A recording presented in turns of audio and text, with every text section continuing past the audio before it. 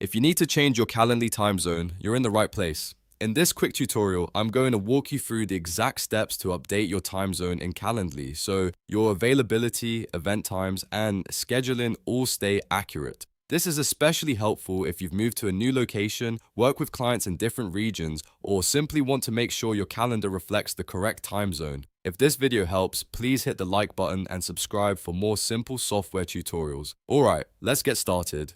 First, log into your Calendly account. Once you're inside your dashboard, look for your profile picture in the top corner of the screen and click on it. This opens your account menu where you'll find different settings related to your profile and preferences. From the menu, go to Account Settings. Inside Account Settings, look for the section labeled Language and Region or Time Zone. Depending on your Calendly layout, the option may appear slightly differently, but it will be in this general area. Click into that section to view your current time zone settings. Now select your preferred time zone from the list. Make sure you choose the one that matches your current location or the region you want your scheduling to follow.